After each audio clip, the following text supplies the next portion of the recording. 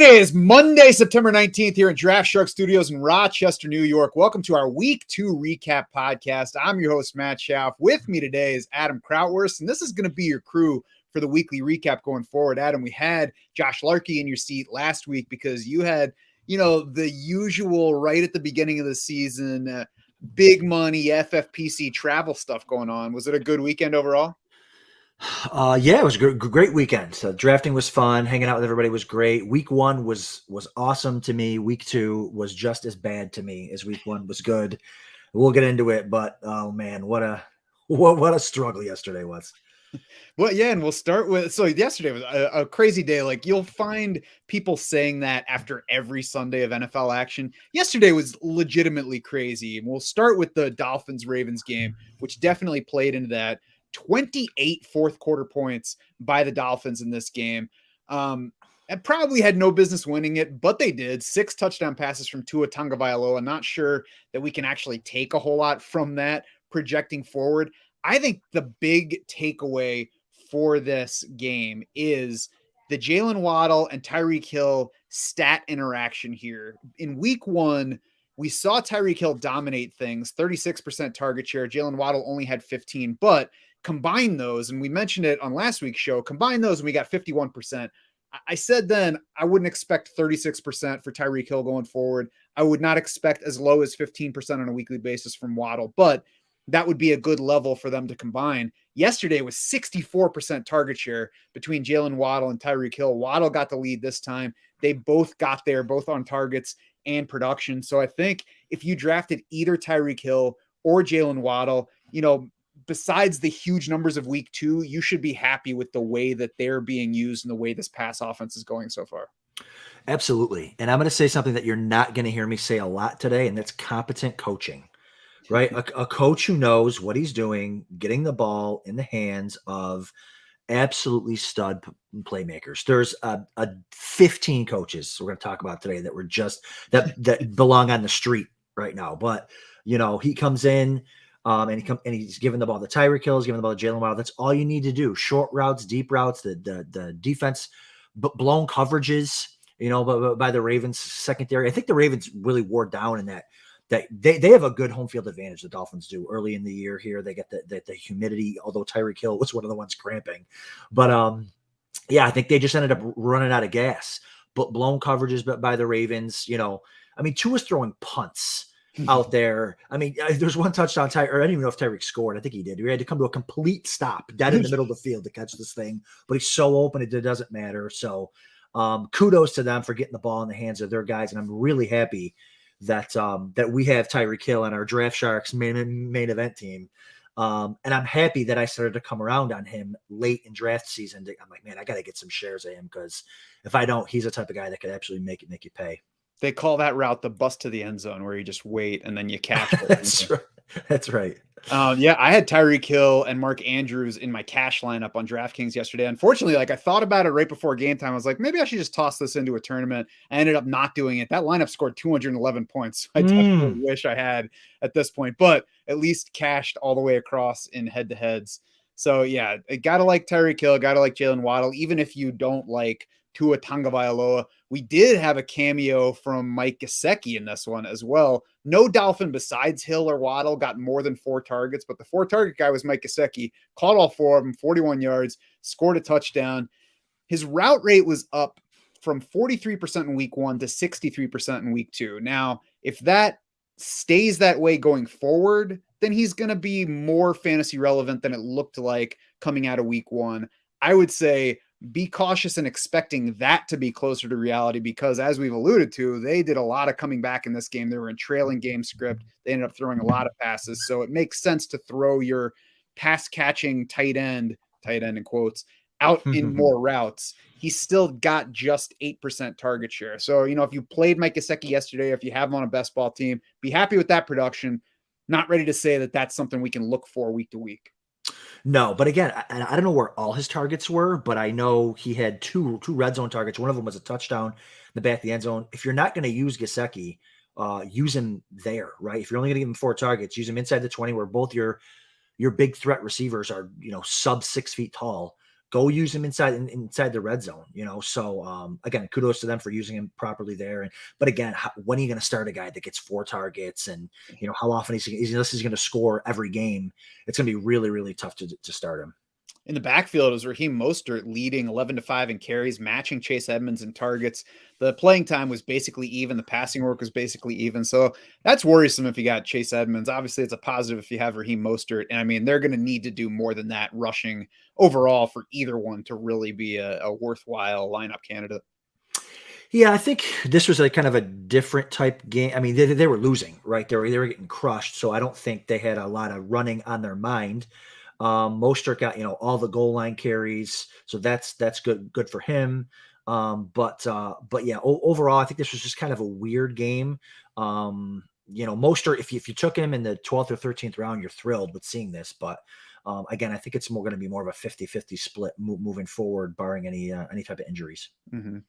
Rashad Bateman has long touchdown catches in each game so far. And yesterday, more importantly, his target share was up to 24%. So obviously, I'll take a long touchdown from him anytime, but we know we can't count on those. So I'm glad that we got more participation in terms of targets here. It's clearly Mark Andrews and it's Rashad Bateman. And then if you look at it yesterday, it seems like, okay, Isaiah Likely's still coming on. He was third in targets among Ravens in this game, but his 5 targets came on 8 total routes and 20 total snaps, which is down from his week 1 usage. So be careful about saying, okay, Isaiah Likely is going to be that number 3 option that I thought he was. And this was also a game that Devin Duvernay left early with a concussion. Yeah. It's Bateman is so stinking good. I mean, he was great coming out of college. He had a lost year last year. And I'm not just saying that because he's Draft Sharks breakout player, but 2 long touchdowns. I mean, that's not even like that's not even his game really, is the long touchdown. It's the physical body type, one-handed back of the end zone type catches. If he can just get double-digit targets, he would be a borderline wide receiver 1. If he's that talented. But again, this is a guy on the flip side, they were winning the whole game, right? So they were trying to pound the rock. Lamar was running, which he should be. But they were splitting the carries up between Drake, Davis, and Hill, and I'm sure you'll get to that. But Bateman's so good. If they can just get in negative game scripts where they have to throw it, he'll be an absolute smash. Yeah, I mean, so far you got to like that he got there on what was really not a great game in week 1, and then got there on what was a somewhat low volume game yesterday. So that's 2, solid to good fantasy outings from Rashad Bateman so far, and he hasn't even really hit what the fantasy ceiling for him would be. They were up big the whole time on the Jets. They were up big most of the time on Miami yesterday. So as you said, 2 kind of negative game scripts for maximizing the scoring for Bateman. So like what's going on so far, and still believe that there's plenty more ahead for him. As you alluded to, that backfield, Justice Hill, 21 snaps, Mike Davis, 18, Kenyon Drake, 15.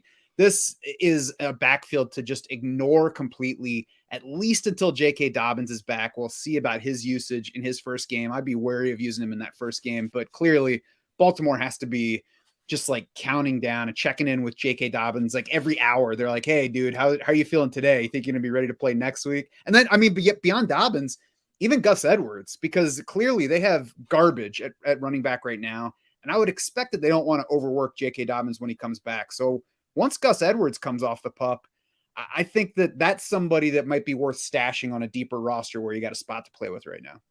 Absolutely. Always pick up running backs, never cut running backs. I mean, are they checking in with Dobbins? Because Dobbins told him about 6 weeks ago he was ready to play. Like, the guy's dying to play. He's watching his team blow a massive lead while giving the ball to Justice Hill and Mike Davis and Kenyon Drake. It's just so gross.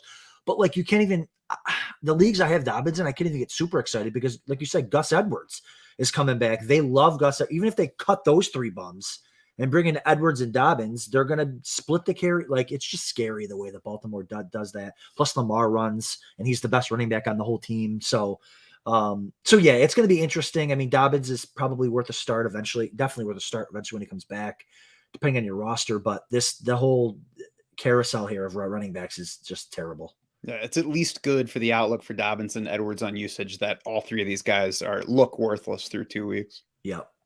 Let's move on to the Jets and Browns, another wacky game. We had 17-14 Browns after 3 quarters. We had 17 all with 10 minutes left. And then we had 3 touchdowns in the final 2 minutes. And apparently the Browns could have done the thing where Nick Chubb takes a knee instead of getting into the end zone, run out the clock because the Jets were out of timeouts and they chose not to, went in the end zone, allowed the Jets to score the final touchdown and win this game, which is just like a Browns thing you come to expect at this point. On the Jets side, we had just 20 total rushes in this game. Like, well, it wasn't even really a trailing game. I guess they just didn't run the ball a whole lot. It was 7 carries apiece for Breece Hall and Michael Carter. Breece Hall rushed for more yards, but he trailed Carter in targets 5-1. Carter more than doubled Breece Hall's snaps in this game, though. So if you look at the touches, you might think that things were even.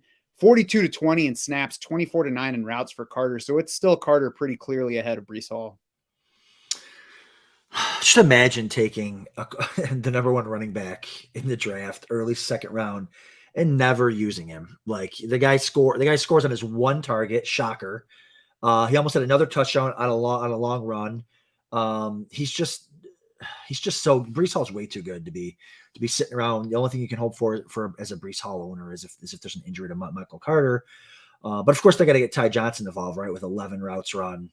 More than Breece Hall. So yeah, I don't know what's going on there. Again, it's coaching.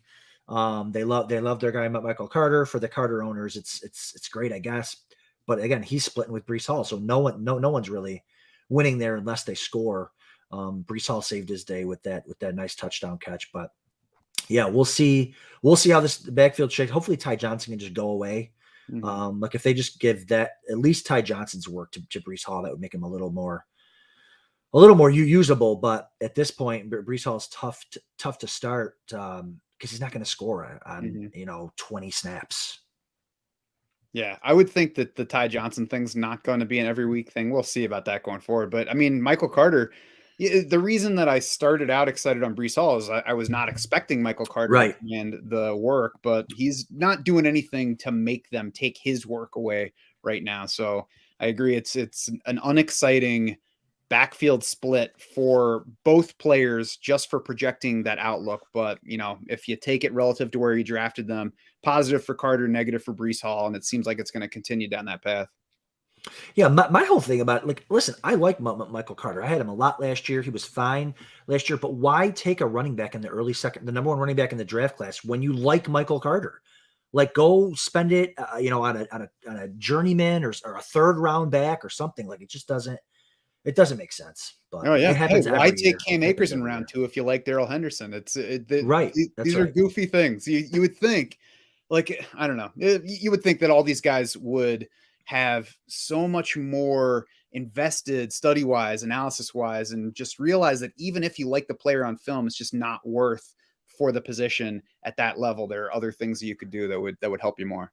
But at least I give, if you were paying attention, at least I give this coaching staff credit. They told us, right? Mm-hmm. They told us Michael Carter was the heartbeat of the offense, how ridiculous that sounds. And that's when I hit the brakes on drafting Breece Hall. Even in the 5th round, I was like, no. I'll take a receiver or something else in the 5th round. I'm not taking any more Breece Hall because I believe them. Yeah. Yep. On the passing side at wide receiver, Garrett Wilson, a huge week 2, 14 targets, 31% target share in that game, 8 catches for 102 and 2 scores. And that was a game that he left for a stretch with an injury that clearly didn't turn out to be a big deal. Obviously an excellent game for Garrett Wilson. And I think just the fact that it can be a Garrett Wilson week instead of an Elijah Moore week was the reason that not the reason, it was a reason that I wasn't really into Elijah Moore and why I preferred Garrett Wilson between them at drastically different draft prices. I think if you have Elijah Moore, obviously you're disappointed with the way things are going through 2 weeks, just 5 targets for him in this game. But you have to keep in mind that Elijah Moore did play 23 more snaps than Garrett Wilson in this game. I think that Garrett Wilson ran 8 fewer routes than Elijah Moore in this game. So it's still Elijah Moore on field the most among Jets wideouts. At some point, you need the targets to show up, but it's at least not completely different than what you thought it was going to be heading into the season usage wise. Right. Plus even your boy, Corey Davis, had a nice long touchdown yesterday. I would be selling high right now on Garrett Wilson because, like you said, Elijah Moore played 23 more snaps. He ran 8 more routes. and Zach Wilson's coming back. We don't know what's going to happen. We don't know. Eventually, maybe week 4, week 5. We don't know. He was locked in with Elijah Moore last year. We don't know who he likes better. We don't know if he can deliver the ball the way that Joe Flacco does, as far as like scanning the field. Like, we don't know any of that stuff. So I would be selling high right now if you can on Garrett Wilson. As good as he looked. I mean, Garrett Wilson, the player, is awesome. I mean, he went to Ohio State. He was a top 10, top 15 pick. I love him. Garrett Wilson's really, really good. But with the Zach Wilson uncertainty, I'd be selling high.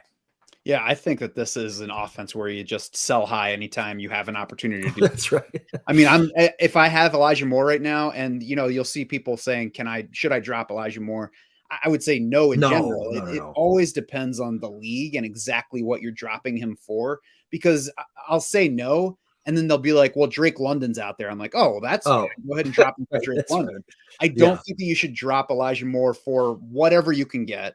I think Elijah Moore versus Garrett Wilson is pretty even at this point in terms of what we should expect going forward. But most likely, if I drafted Elijah Moore, I'm holding on to him for now, waiting for him to have his big game at some point, because it's probably going to happen. It's not like he's behind the other guys in usage, and then try to sell him at that point. Yeah, absolutely. It was a good point. Like, sell the Jets guys or sell bad teams anytime you get a chance to. And again, he's like an injury away. Like, if that, the reason why you don't drop Moore is because Moore's a really good receiver too, and he's an injury away from Garrett Wilson or Corey Davis from being locked in as a high volume and for a team that stinks, right? So they're gonna have to throw the ball a lot generally.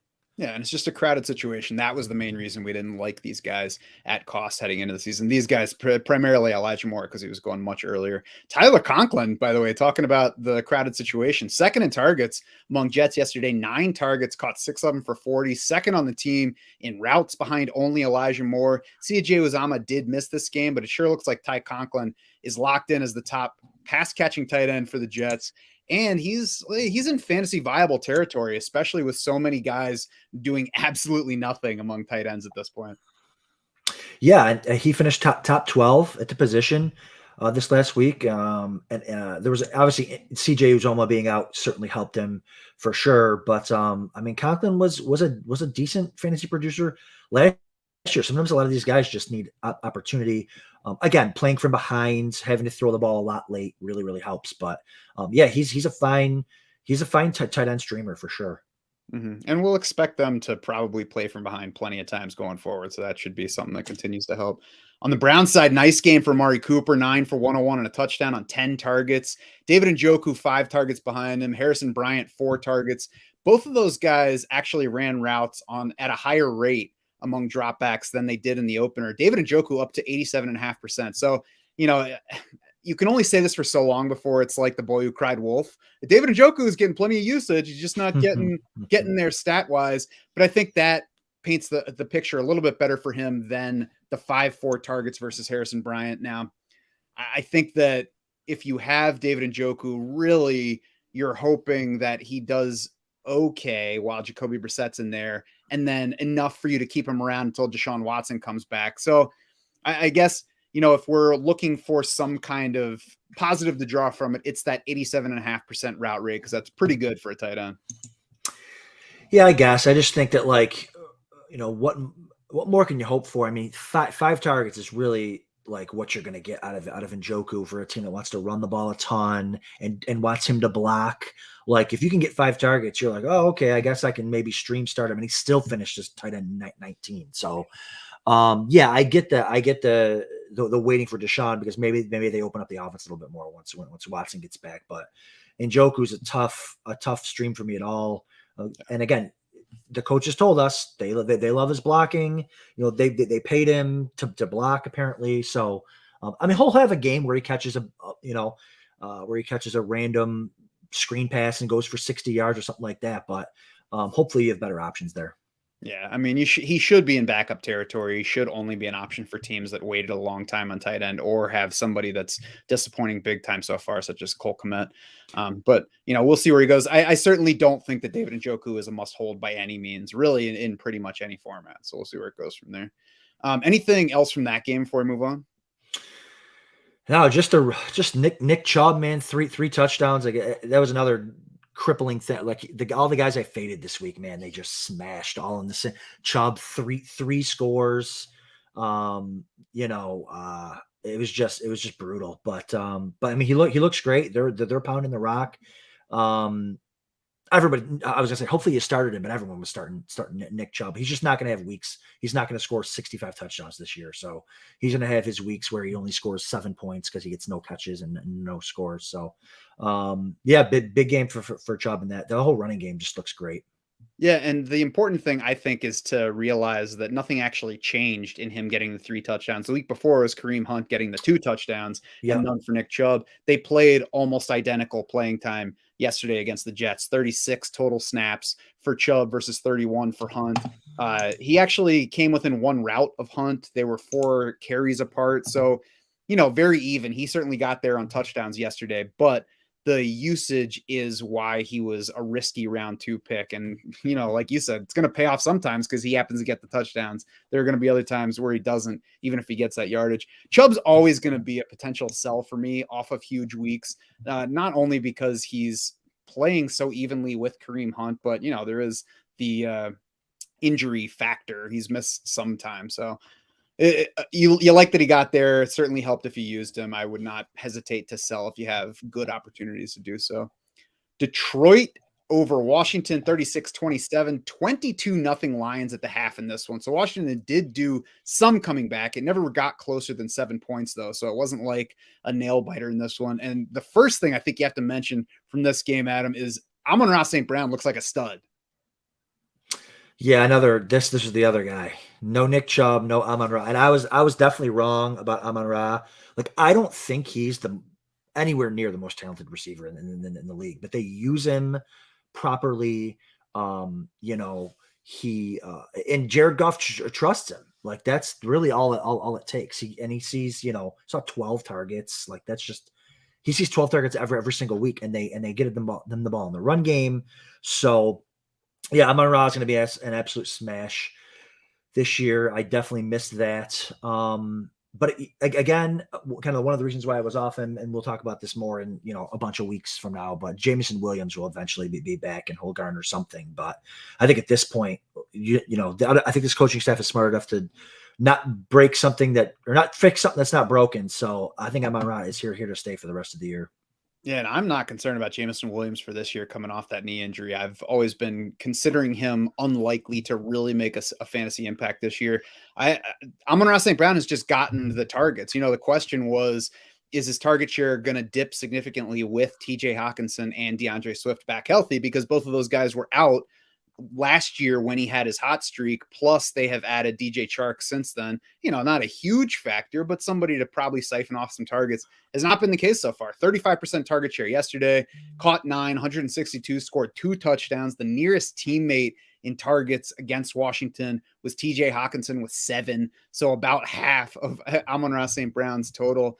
He tied the NFL record for consecutive games with 8+ catches, tying Michael Thomas and Antonio Brown. So that's where he's at in terms of usage. I'm not going to say talent, but that's where he's at in terms of usage for his team. He's being used like those teams used Antonio Brown and Michael Thomas. So you got to feel good about that going forward. Definitely not considering him a sell high at this point. He's a guy who's delivering plus on where he was getting drafted this year, which I was skeptical of, but it's coming through. Yeah, and with that elite offensive line buys Goff time. Goff did miss Chark on a long touchdown. He was wide open. Even if it wasn't a score, it would have been a huge gain. So I think Chark does still have some value for sure in this offense, especially because that elite O-line gives Goff time to throw deep. The line's going to be tough, man. Their offense is cooking right now. They got running backs. And it's competent coaching. They're using the players in the spots they should be used in. DeAndre Swift was very efficient yesterday. 5 carries, 56 yards, most of that on a 50-yard run. Caught 2 of his 5 targets, but one of those was a 22-yard screen pass for a touchdown. The playing time was a lot closer to Jamal Williams overall than it was in week 1, though. And I think we probably attribute that to DeAndre Swift coming in with the ankle that had him questionable. So, it's good that he played. It's good that he was effective. I think it probably limited his opportunities. So we'll see about his practice participation heading into week 3. Jamal Williams cut in near the goal line again, though, took a Mm-hmm. lot of goal line work away from him. I think we should probably expect that to, Yep. if it's not all the time, it's a potential factor any given week where he could take away those opportunities from Swift. Swift is really, honestly, for me, always going to be a potential sell high, not somebody that I'm selling off for whatever I can get right now. But if there's somebody that's running back needy coming after Swift on my roster, I'm definitely not considering Swift a no touch. Agreed. He's the type of guy that, man, he doesn't even look that fast, but somehow he always snaps off. Well, he snaps off like a 50-yarder every week and never scores because he really isn't that fast. He gets run down and then Jamal Williams pounds it in from the 3-yard line. But they're using him the right way. The receiving game is where he's just going to crush every single week. So and I could certainly see selling Swift, although like you said, I'm not selling him for anything. Sure. Carson Wentz on the Washington side, 46 attempts, 337 yards, 3 touchdowns in this one. It was again Curtis Samuel leading in targets, 9 for him, 8 for Terry McLaurin, 7 for J.D. McKissic, third this time. And then also Jahan Dotson, Logan Thomas were close at 5 apiece. Dotson actually led wide receivers in playing time in this game, although the top 3 all fairly close in the number of routes that they're running. So I think Samuel, Dotson, McLaurin are all fantasy relevant at this point. Dotson, maybe not quite as much as scoring touchdowns in each of the first 2 games makes him look, just because it looks like there's a connection between Carson Wentz and Curtis Samuel, whether it be the role of Samuel or just the way those two work together as players. And then we still have to, I think, figure that Terry McLaurin is the best wide receiver here. He's certainly getting paid like it, so he's going to have his weeks. So Dotson's usable, but maybe less so than you might think looking at a guy who has scored in each game so far. Yeah, exactly. He's usable, but he only 4 targets. It's tough to start a guy only getting 4 targets. And again, we're early in the season where the injuries haven't piled up yet. The bye weeks haven't started yet. So there's always, in 3 weeks, if there's a bunch of teams on bye and Curtis Samuel's out hurt again, Dotson, the whole thing changes. So certainly worth having on your roster. I mean, just looking at it, the whole thing is just tough for the Terry McLaurin owners who took him in the 3rd, 4th, maybe early 5th round, because he's just kind of one of the guys right now. He's second on the team, or tied for second on the team in targets. J.D. McKissic saw as many targets as he did with 7.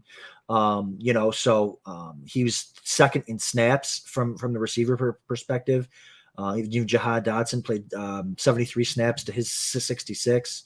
So it's going to be tough to feel confident starting Terry McLaurin, even if the passing offense is better. Like with a healthy Logan Thomas, Gibson and McKissic catching passes, Dotson and Samuel catching passes, McLaurin's just going to be a tough to be confident starting him.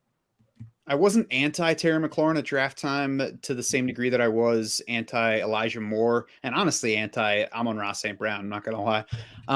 But he did fail to stand out for much the same reason as those other guys. Is, Jahan Dotson's there, Curtis Samuel's there. Both of those guys are pretty good. Are we sure that Terry McLaurin is that much better than both of these guys, going to get that many more targets and be the guy over and over again? So far, it's not looking like he's definitely the guy week to week. Not saying he's not going to wind up helping us, but that's the risk. And I think I mention it because I think it's something to keep in mind going forward for other similar situations where even if we have someone such as Terry McLaurin, who is clearly the most proven wide receiver in a situation, we look at the whole group, especially with a new quarterback, and say, if I'm not sure that Terry McLaurin is going to dominate this, maybe I back off of him here, take one of his teammates much later, and focus on somebody else that's a little bit more clearly the target leader for his particular situation. Yeah, exactly. It's goes from like a lock start kind of to like a, hey, let's base it off matchup and see how we're. Logan Thomas got the touchdown yesterday. That might make him seem like a tight end savior for teams, that have Cole Kmet, that have David Njoku, that have somebody else who's disappointing to this point, Irv Smith. be careful. He only has 3 catches in each game so far. Thomas only ran a route on 60% of dropbacks in each of the first 2 games. That's a level that's okay, but it's not a level that guarantees he's going to be heavily involved in the passing game going forward. So Logan Thomas can be an option. Certainly if Cole Kmet's sitting there as your number 1 tight end and you don't have another viable one, then you can grab Logan Thomas and use him and see what happens. Just be careful overrating him coming off a 1 touchdown on Sunday. Yeah, but yeah, I do think that Logan Thomas is going to get stronger physically, kind of as the season rolls on. So yeah, it's you don't want to overrate it. Only 5 targets, but a lot of times, like tight ends don't need a ton of targets because a lot of times their targets are inside the red zone, right? Because they're the big bodies. So 5 targets he's probably startable kind of on five targets, especially if he's going to get that those red zone looks. So yeah, it's going to be it's going to be tough to start him there, but he went undrafted a lot too, so you probably picked him up off waivers. But yeah, sorry if my connections. There's a thunderstorm going on and lightning storm going on here in Rochester, so who knows? I might just disappear. Yeah, it's starting to pour up by me too, so we'll see how things go. But we'll keep rolling now. And before we get away from Washington, McKissick, we mentioned the targets. It was worth noting that he passed Antonio Gibson in receiving usage in this game. So it looked like in the first game, Antonio Gibson was going to get more receiving than we expected, and that J.D. McKissick might just fade to the background with Curtis Samuel also getting rushing work. But McKissick reemerged in this game, so it's a reminder that it's early and we're still assessing everything, not to overrate 1 week versus the previous one or the next. Antonio Gibson did control the rushing, 14 carries, only 28 yards. He at least crossed the goal line once, so saved his fantasy line a little bit there. Adam, the next game might have been the most surprising for me, and it wasn't one of those crazy comebacks. It's Jacksonville beating the Colts 24-0. I actually heard this morning on NFL Network that it's the 8th straight time the Jaguars have beaten the Colts in Jacksonville. That crazy. Surprises me, but the Jaguars winning this game is not what surprises me as much as the Jaguars dominating this game 24-0. I never would have guessed that was within the range of possible outcomes here. I know. I guess they missed Pittman a lot in this game, huh? I mean, yeah, is Frank Reich on the hot seat? This is going to be tough. I mean, did they lose last week too, or did they win? I can't. No, it was a tie, I believe. A tie. That's right. They tied. He lost to the Jaguars, who were the worst. Was it the Jags last year? Week 18, worst team in football. Lost to them to go to the playoffs, and now he gets crushed by them again. Yeah, it's not looking great here. Pittman and JT are really the only startable guys. So I thought this might be a sneaky game for Nyheim Hines with not having any receivers there. And he started off with like 2 catches for 30 yards on the first drive or 2. And then he kind of disappeared there. So I actually started him over. I was decided between him and JD McKissick in a game, and it just ended up being JD McKissick. But yeah, so this offense is just going to struggle when you got Matt Ryan who can't move, and your receivers are Michael Strachan and Ashton Doolin and Paris Campbell. You're going to struggle to move the ball really against anybody who can just pile everyone in the box to stop JT. I probably would have started Nyheim Hines over J.D. McKissick yesterday too. I mean, McKissick didn't do a whole lot in week 1. Matt Ryan was terrible. I mean, 3 interceptions in this game. Obviously, it doesn't help to have Michael Pittman out. Alec Pierce was also out. So you mentioned who the starting receivers were. Ashton Doolin was the leader in targets and receiving production. Paris Campbell, a clear sign that he does not need to be on fantasy rosters at this point. 2 targets in this game, 0 catches, and he led Colts receivers in playing time. So it wasn't a matter of the coaches not putting him on the field. He was out there. He just continues to show us nothing. So if you drafted Paris Campbell and you're like, okay, this is finally the opportunity for him to get those chances, didn't work out. So feel free to drop Paris Campbell this week for whatever. Jonathan Taylor, a disappointing game for him, but he really had no chance. Only 9 carries in a game where they got surprisingly dominated. Not something to worry about with Taylor going forward unless the offense is just brutal the rest of the way. Even in that case, I think it hurts Taylor. I don't think it crushes him. Yeah, no, Taylor will be fine. I mean, you can drop everybody on the Colts outside of JT, Nyheim Hines, and Michael Pittman. I mean, even Mo Alley Cox, he's not. I mean, this would have been the game. He's not. It's just not going to happen for any of these guys. So, yeah, which is good for the funnel of if you've got JT and Hines, who didn't hit this game, but usually would in a situation like this, and Pittman. Yeah, what we need is Hines getting more of the routes that are going to Jonathan Taylor now, but I guess we'll see. Yeah. On the Jaguars side, Trevor Lawrence was efficient, which is nice. 25 of 30 passing, 235 yards, 2 touchdowns. So not a big game, but he didn't need one because there was nobody on the other side of the field. Evan Engram, the leader in targets here with 8. Christian Kirk next, got 6 targets, caught all of them for 78 yards and 2 touchdowns. Marvin Jones, Zay Jones, right with those two guys in routes again. I would expect that the most common target leaders will go Christian Kirk, Evan Engram, and then Marvin Jones and Zay Jones popping in here and there. The bigger takeaway here is the backfield, where we got Travis Etienne getting really no closer. If you want to get technical about it, he got a slightly larger share of the carries, but he got 9 carries to 23 for James Robinson. He got 3 targets to 2 for James Robinson. And James Robinson even edged Travis Etienne in routes. So I don't know at this point what all the buzz was about.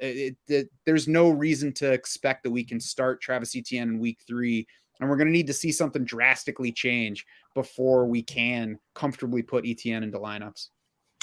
Yeah. I mean, first of all, don't just gloss over our guy Evan Engram here leading the team in targets. Okay. I mean, that's sensational. It's only because we're talking to the only group of people that should not be surprised. That is true. That is true. I mean, led the team in targets, tight end 9 on the week. Hold on. Tight end 8 or 9, tight end 9.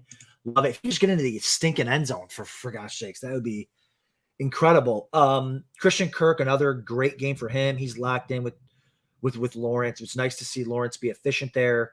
Nice game for them. Yeah, Etienne, I was not high on Etienne, last year going into the year, and I wasn't high on him even this year. I do have him in a couple spots where he fell to maybe like the late 3rd or early 4th to be in that situation. But yeah, I mean, I always thought that like James Robinson would hinder Etienne to keep him from having that explosive ceiling that a lot of people thought he would have.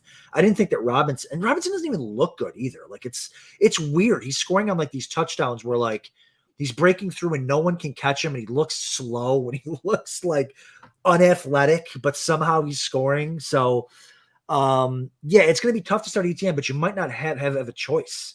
There aren't a ton of running backs that are really locked in starters. So you might have to ride this Etienne thing out, and hopefully he can stop dropping passes, and hopefully he can be more efficient.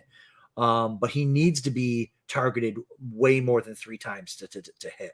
If he's only going to get 9 carries, he needs like 9 carries and like 7 targets. And if he can get to 7 targets, 5 to 7 targets, he'll be fine. But yeah, Robinson's not 23 carries to 9. That's brutal. The usage the first 2 weeks says to me that Doug Peterson does not love Travis Etienne as much as everybody else who watched the Jaguars this summer did. I will say I'm glad that Travis Etienne climbed up in ADP, because if he had stayed in round 4, I would have a lot more of him than I do now. In round 3, I was much more wary. Never would have guessed that things would start out this way. It would seem to, you would think that even if you're not an Etienne fan, they should be getting closer to even work. James Robinson averaged 2.8 yards per carry yesterday. It's not like he's lighting the field up. 37 of his 64 yards came on 1 run. So, I guess we'll see where it's going forward, but you have to feel awful about Travis Etienne in fantasy at this point. Yeah. And again, here's another one where they were winning the whole game. Etienne's their pass catching back.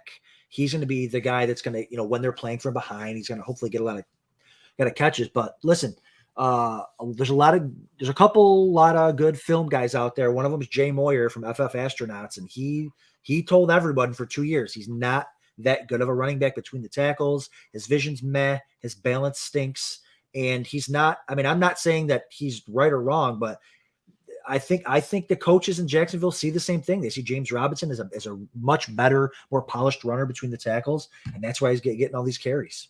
Yeah, I mean, it certainly is. If the upside for Travis Etienne is that he's your Nyheim Hines, then he's going to be a miss no matter what happens the rest of the season. Yeah, Tampa Bay beats New Orleans 20-10 on really what was an ugly game, like it basically in all ways. So we had no Chris Godwin, no Julio Jones for this game, so we knew that was going to lower the ceiling on the Tampa Bay passing game. Scotty Miller wound up leading this team in targets with 8. Russell Gage had 6. Brashad Perriman 5. Mike Evans, Leonard Fournette 4 apiece. Mike Evans, of course, got ejected from this game, and he left the sideline to join that brawl. So he's probably going to get suspended for at least one more game, I would imagine. Listen, Hall of Famer Mike Evans was just protecting Hall of Famer Tom Brady. I don't know. Did you see the video clip where he said to the ref, "That's Tom Brady. What do you expect me to do?" or something like that? Football players are so stupid. I mean, I love the idea. I love the concept of protecting your quarterback, but the guy is out there with a hard plastic helmet on with a face mask. What was really going to happen to Tom Brady? You're not protecting him. You're showing off in front of other people. He's not in danger. I mean, that's just stupid. I get the mindset.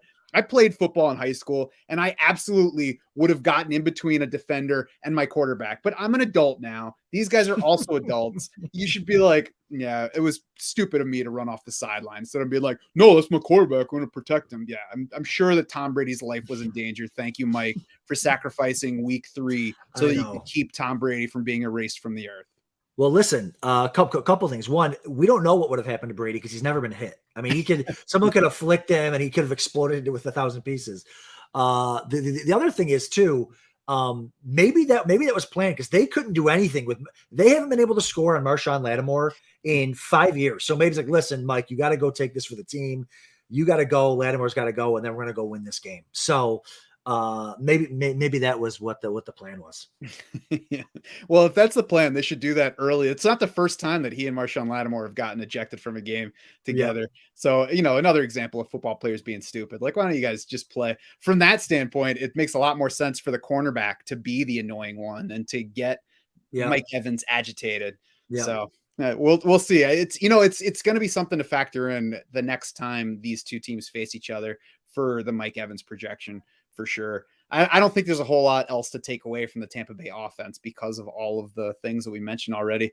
On the Saints side, Jameis Winston, not great. And I would have been less surprised by it if I had not waited until an hour before kickoff to find out that Jameis Winston had 4 fractures in his back. Like, it would have been nice if we found that out before placing any bets. Fortunately, Jameis Winston did end up getting his yardage over late in that one. I know, Adam, you and I were both sweating that as the game came toward the end on Sunday. He did get to 236 yards, but he threw 3 picks in the game, took 6 sacks.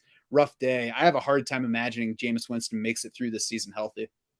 Yeah, he got to the over. Unfortunately, Jerry Jeudy killed my parlay. He did not get to the over, unfortunately. But yeah, it's Michael Thomas looks good out there. 9 targets. Olave, I guess, broke the all-time world record for air yards yesterday, which I don't even know what that even means. Like, they get like 380 air yards or something. I'm sure you'll correct me on that. But yeah, no, I mean. And that was the thing about Winston, man. Winston will gunsling if you give him the opportunity. You know what I mean? Mark Ingram only 10 carries. Tony Jones only 2. Dwayne Washington, who's that, got 4 carries. So in a game where they could have thrown over, which close the whole game. Both offenses stunk. But Olave, it's nice to see signs of life from him after kind of taking a back seat to Landry last week. But I think Olave certainly worth starting moving forward. Michael Thomas has been fine here. He scores again on a beautiful ball, by the way, from Jameis Winston. I mean, Thomas turns around, he's triple teamed, and the ball's in his stomach. So feel free to we can give credit to Jameis Winston as much as we like to take it away, but it would have nice to see Alvin Kamara out there a little bit on this offense. Mm-hmm. Oh, I mean, I think a day where you go 25 of 40 passing with 1 touchdown, 3 picks, it's okay to have more. That's right. More about your downside than one good ball. Yeah, it was encouraging for Olave. 13 targets in this game, only caught 5 for 80 yards. I did say to Jared last week that it could be a good spot. Tampa Bay is potentially flammable in the secondary. Chris Olave's skill set should work nicely with Jameis Winston's mindset. You want a better game from the quarterback to capitalize there, but the 13 targets are great. I think it's still going to rotate among those guys that target lead: Michael Thomas, Jarvis Landry, Chris Olave. They've been close in playing time each of the first 2 games. I think we should probably expect the elevated passing volume from this team most times going forward. So, a solid spot for all 3 of these. All 3 of the wide receivers are going to be fantasy viable. We'll see about Alvin Kamara's ribs. It sounds like the Saints leaned kind conservative with holding him out yesterday. Like maybe he could have played, but they're hoping that by holding him out, it keeps him from being a longer term issue. So we'll see about week 3 specifically. Mark Ingram, 10 carries, 60 yards. That's good efficiency, but we'll need more than that for him to be anything. Going against Tampa, I don't think we were expecting anything big heading into that game, especially with his own ankle issue leading up. And then Juwan Johnson continued to lead Saints tight ends in this game. 7 targets, third on the team in that category, caught 4 of them for 40 yards. Nothing special, but that's decent. Does a lot better for you than Cole Kmet. And he might even be more attractive once Andy Dalton takes over this offense, which is going to happen at some point this year. Oh no, don't do that. Just don't because of injury, not because of performance. Yeah. Broken back. It's crazy. But yeah, 7 target, man. You can get 7 targets out of your tight ends. Good for you. Good for you. Right. Giants, Panthers, not a whole lot of good in this game, no matter who you're rooting for. Both quarterbacks under 180 yards passing. Nice day for Christian McCaffrey. Meh day for Saquon Barkley. On the Giants side, Kadarius Toney played more, still a distant third in playing time behind David Sills the fifth, sorry, and Sterling Shepard. So it's a positive for Toney, but I'm going to need a whole lot more than that before he's fantasy relevant, Adam. Yeah, I mean, I just have a feeling that Toney's going to be one of those guys that's just does this for a week or 2 or 3, and then it's not going to be a gradual thing. I don't think it's just going to be the next week. All of a sudden, he has 12 targets for 160 yards and a score. Like it's, and I'm just terrified to have him. Now, I don't have a ton of Toney, but I'd be terrified to leave him on my bench for one of those blow up games. But yeah, it's just the offense just doesn't look good. It's.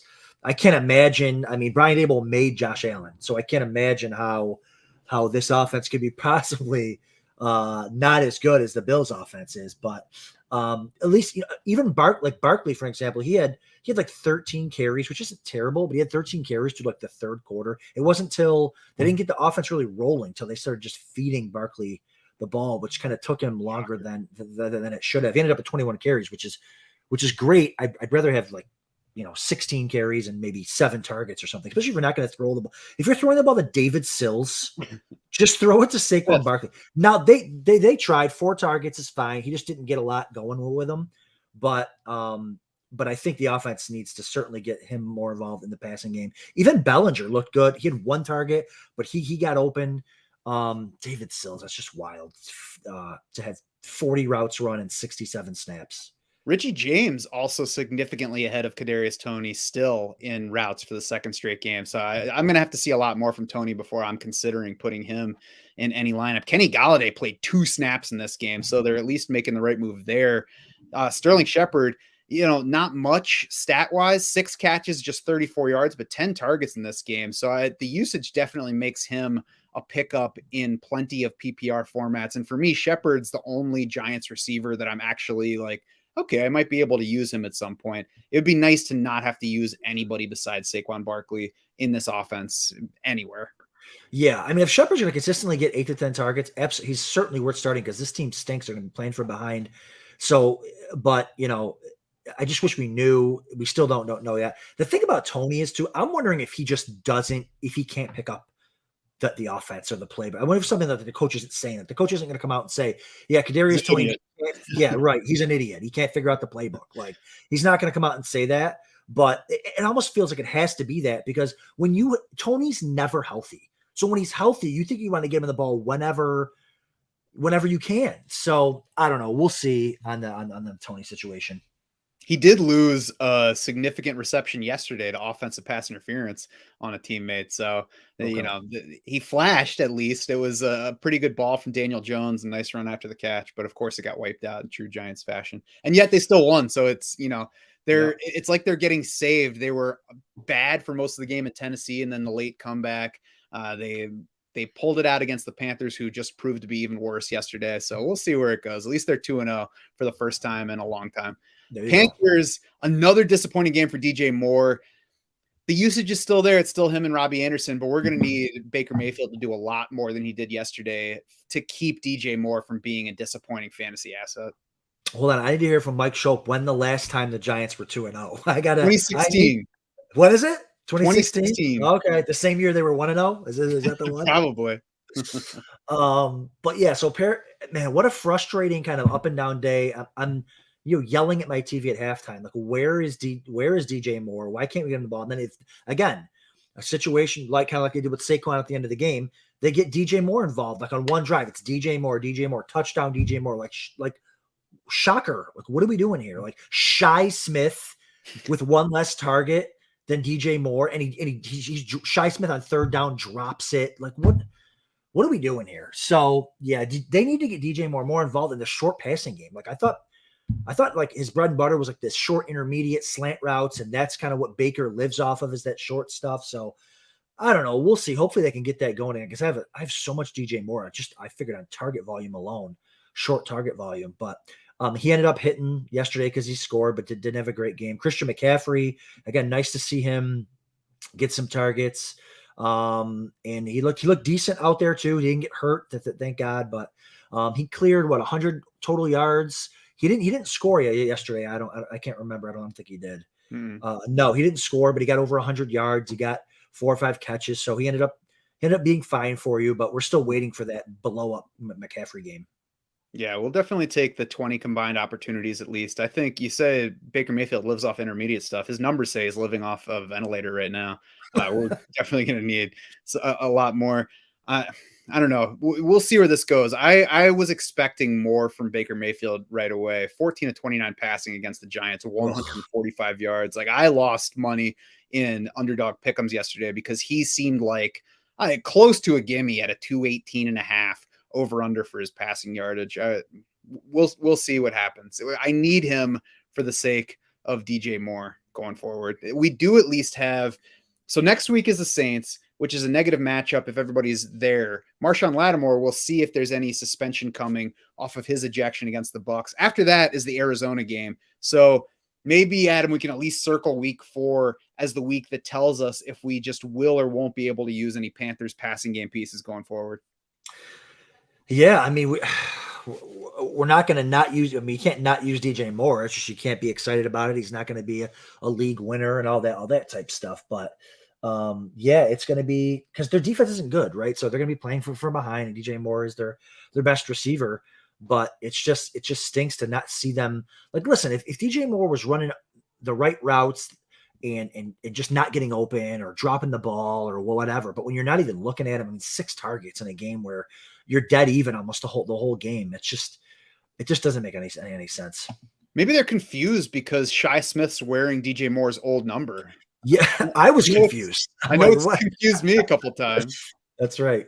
We need to switch that up and get Shy Moore like an 89 or something. Although that'd be Steve Smith, right? That'd be Steve Smith. Yeah, that's right. Is there an Ish Smith that plays in the NBA? I feel like there's an Ish. There's a point guard. I was very confused yesterday with Shy Smith wearing DJ Moore's number.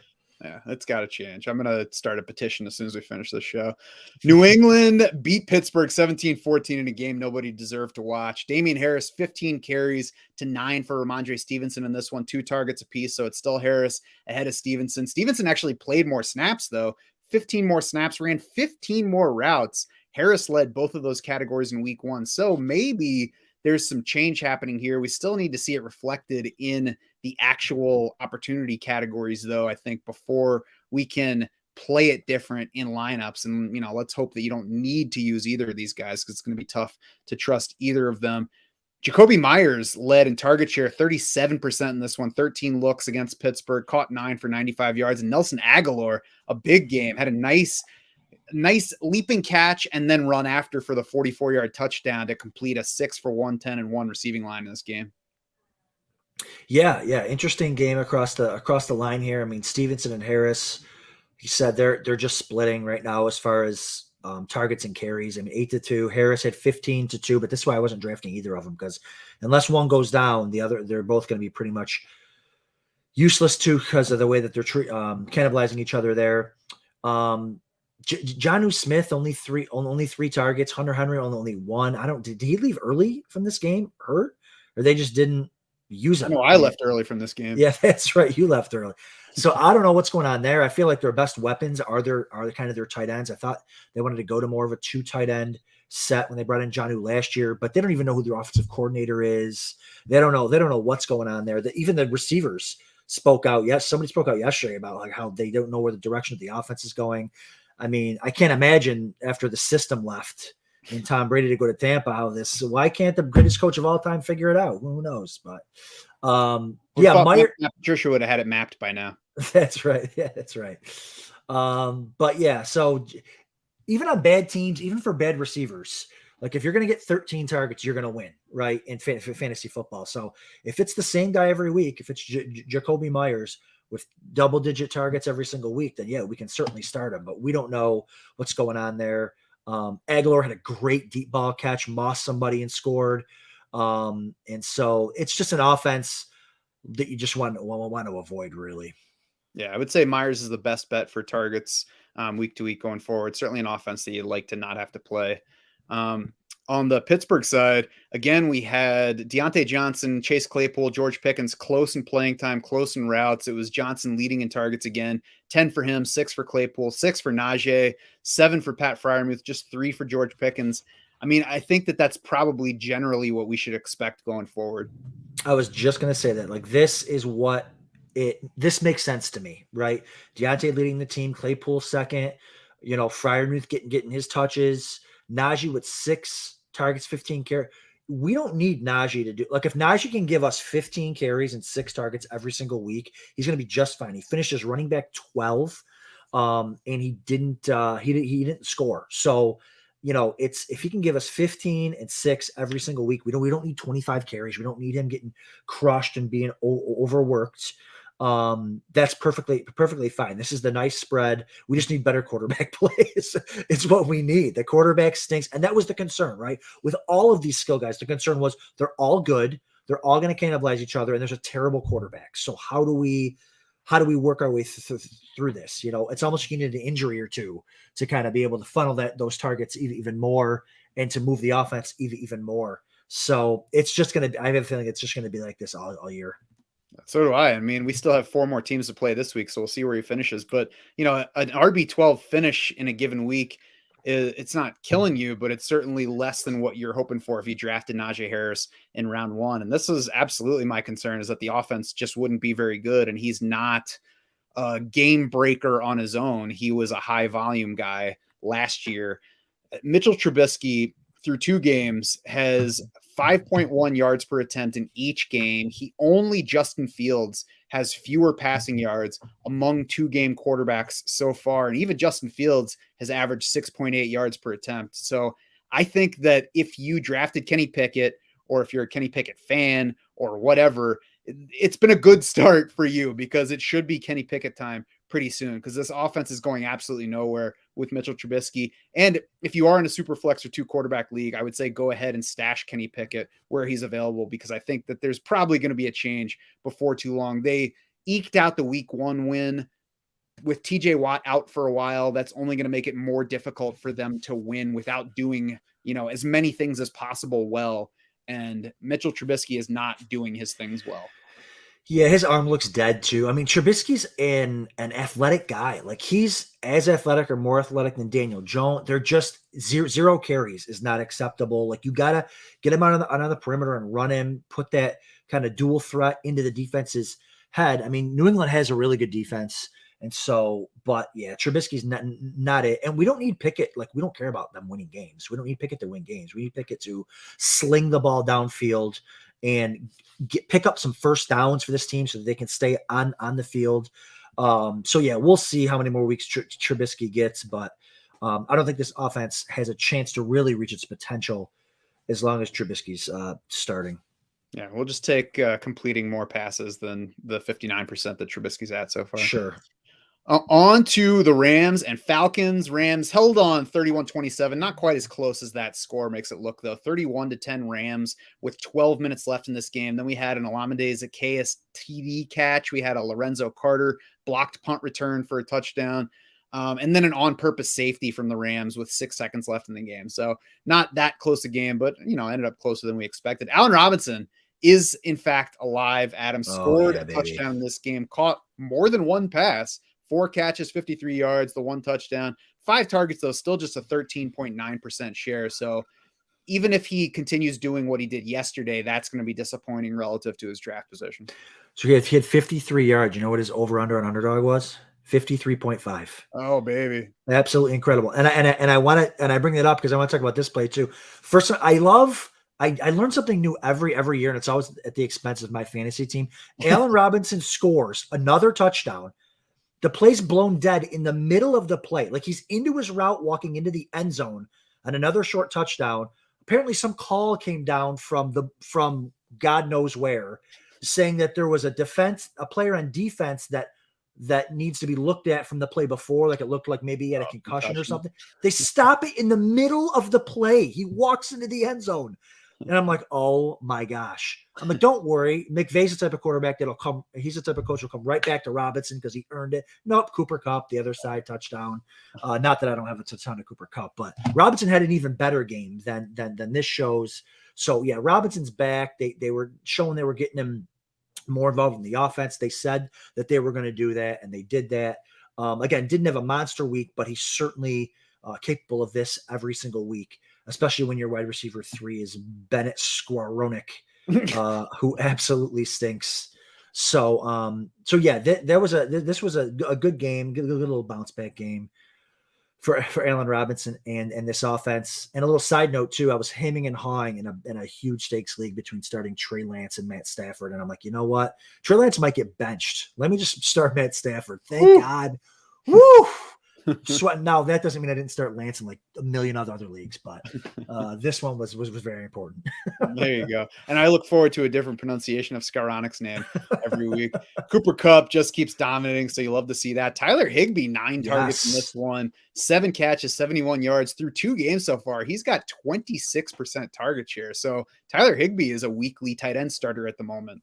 Absolutely. He was on waivers in one tight end premium league I was in last week. He was like owned in 99% of Football Guys leagues on FFPC, and I needed a tight end. I bid like 430 on him, and it felt ugly, but I got him, and I love this is the Higbee we've been waiting for 2 years. 9 targets. He's a tight end 1 in tight end premium leagues.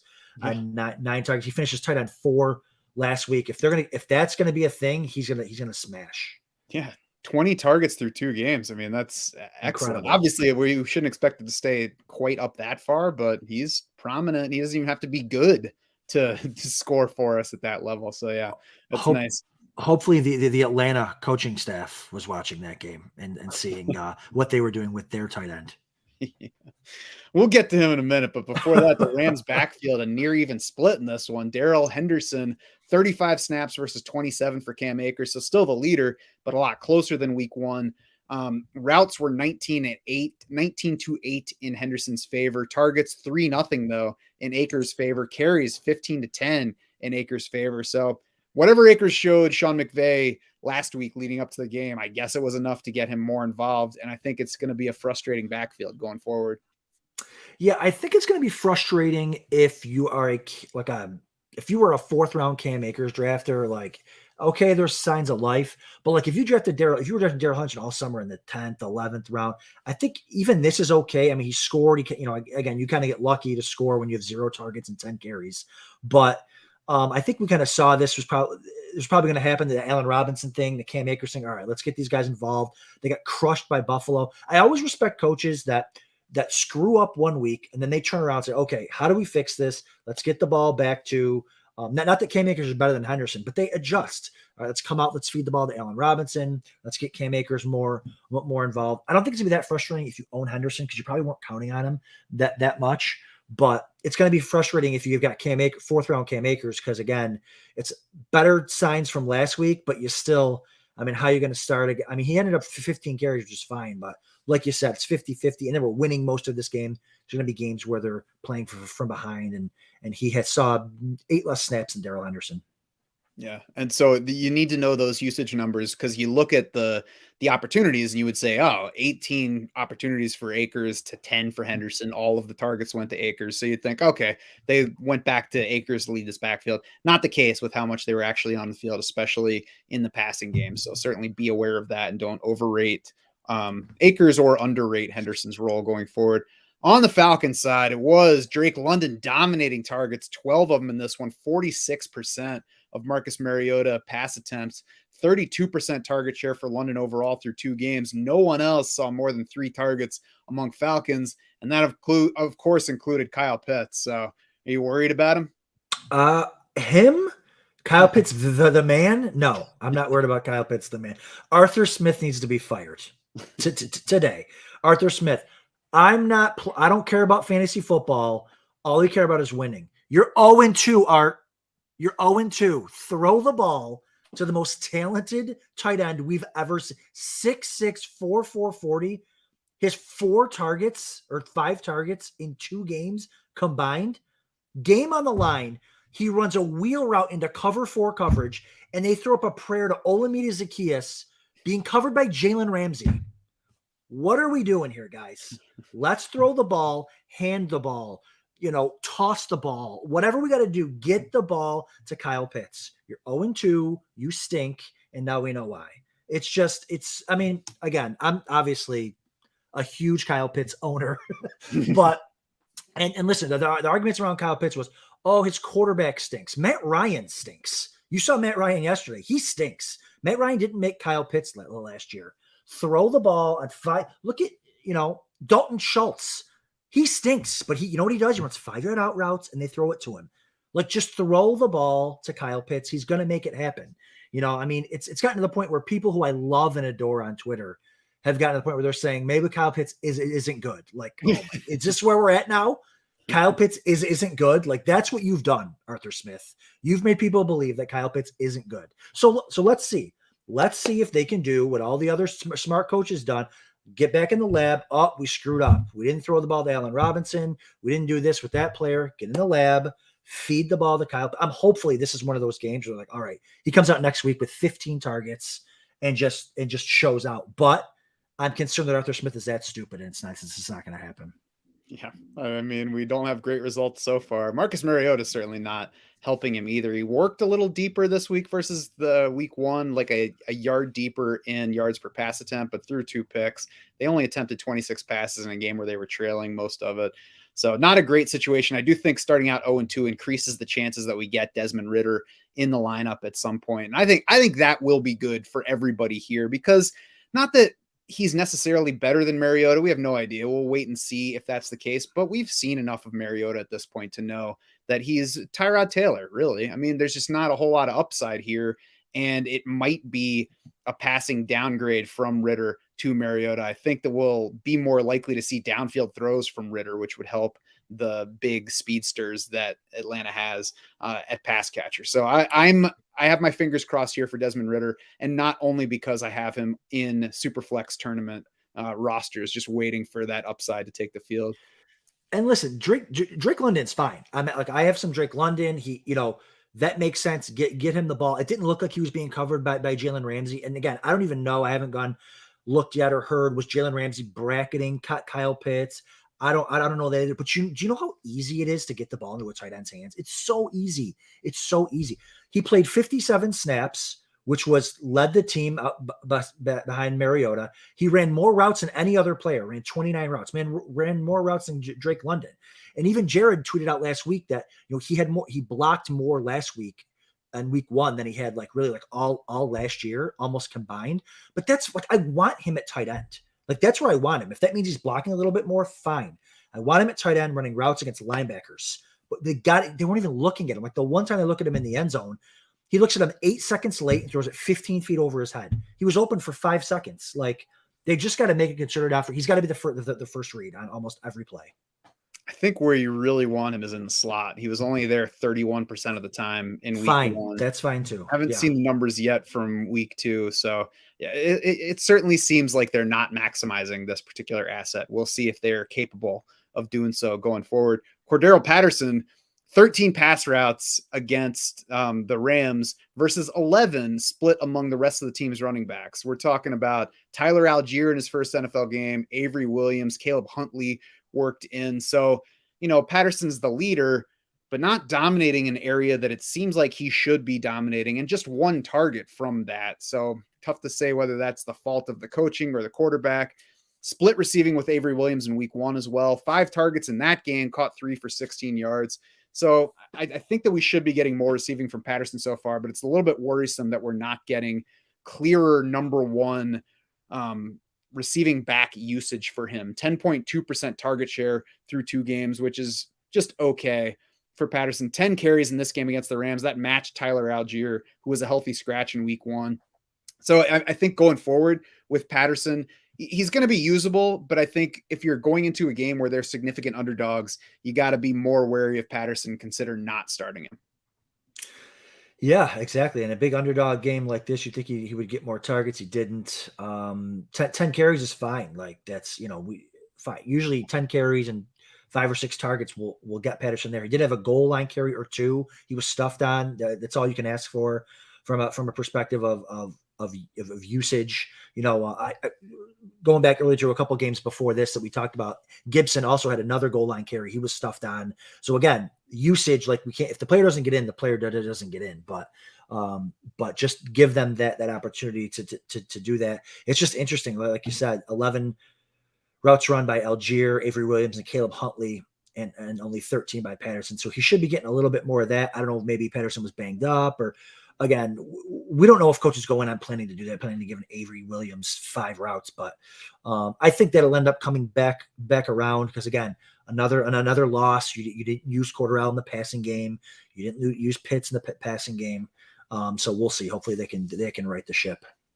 49ers 27, Seahawks 7, Trey Lance ankle fracture out for the year. Obviously rough, whether you were a Lance drafter fan or not. Jimmy Garoppolo the rest of the way. So at least they still have the backup plan in place. And I mean, Adam, it's almost certainly a better scenario for the fantasy outlooks for Deebo Samuel, Brandon Ayuk, George Kittle, because at the very least, we should see more pass attempts from the Niners going forward than we would have expected with Trey Lance behind center. 100%. One of the reasons why me and a bunch of other people, were down on a little bit on these Niners skill guys is because Trey Lance was there. We didn't know how good he was going to be passing wise. Figured he'd probably be electric with his legs, but that doesn't help our pass catchers. Now you have a statue in the pocket who knows this offense like the back of his hand, who knows where to go with the football. Arrow up for Deebo and Ayuk and Kittle and even Jeff Wilson. Right. I mean, I know you didn't get to the running backs yet, but arrow up for the running backs because Trey Lance isn't going to be out there running. In fact, Trey Lance got hurt on a carry. Right. So, Trey Lance, it's going to be another lost year for him. Who knows what direction they're going to go. But I think it's Jeff Wilson showed that he was the guy here, and you'll get to the running backs. But I think it's arrow up for the whole Niners offense. 18 carries for Jeff Wilson Jr. in this one, but also 14 for Tyreek Davis-Price, who was, of course, a healthy scratch in week 1. And it wasn't just a matter of the rookie taking over in the second half. The carries went 7-5 for Wilson in the first half. So they were both involved throughout. The playing time was basically even between them. There was no other running back involved, no Jordan Mason, who was active ahead of Davis-Price in week 1, but did not play in that game. So it looks like Davis-Price is the RB2 for now, at least, along with Wilson in the backfield. And we'll kind of see how the week-to-week usage goes from here. Yeah. And we said this on the Deep End podcast last week. Like this happened last year. Elijah Mitchell was the next man up, and he took the role, and he had it the whole year. Now, Elijah Mitchell's a rookie, and Jeff Wilson's older, but he's not. They know what they have in Jeff Wilson, but there's something to be said about a team like this. A guy who understands the offense. If he's going to get 20 total targets plus carries every single week, he's locked in. Jeff Wilson's locked in. Nice signs of life from Tyreek Davis-Price that he can be involved in the offense. But I think Jeff Wilson is certainly a flex start, RB2 start from here on out until Mitchell comes back. I don't think you got to worry too much about Tyreek Davis-Price because again, Jeff Wilson was getting a lot of the goal line work, although I think TDP did get one down there, but Wilson also just looked better. Mm-hmm. Yeah, I mean, we'll see about the touch counts going forward. They've of course won this game by 20, so that helped beef up the carry volume overall. So I think Wilson's certainly in consideration as a starter. We'll see how he shakes out in our week 3 rankings. I haven't really looked that much at the matchups for that one yet. On the Seahawks side of this game, It's brutal if you're looking to get any fantasy value from it. Travis Homer led the running backs in playing time, led the group in targets. Carries went 6 for Rashad Penny, 4 for Kenny Walker, 2 for Travis Homer. Geno Smith was Geno Smith, 197 yards, no touchdowns, and a pick. Tyler Lockett had a big game, 9 for 107 on 11 targets. Nobody else topped 35 yards. So I think the only thing that we can safely assume from this offense going forward is that 1 week it will be either Tyler Lockett or DK Metcalf being fantasy viable, and probably rarely be both of them. Rarely be both. 49 snaps, Matt, for this offense. 40. That's impossible. That's impossible. So gross. So you're not starting Penny or Walker while they're both healthy. I mean, you're just not going to do it. And this is an example why this was the fear, right? Going in, Seattle stinks. Their defense stinks. Pete Carroll makes crazy random decisions at times, and their quarterback isn't very good. So they're going to be playing from behind, but they want to run the ball. They're not going to have a lot of plays. I mean, this is it. This is it in a nutshell. It's Metcalf or Lockett every week, and you're not starting the running backs because their offensive line stinks. So it's another offense to avoid, except for Metcalf and Lockett, because they're going to be playing from behind. And Lockett 11 targets, great. Metcalf 6 targets, meh. But at least there wasn't like, at least Eskridge didn't see 9 targets or something stupid. At least they're throwing the ball to the guys that deserve to get the ball. Yeah.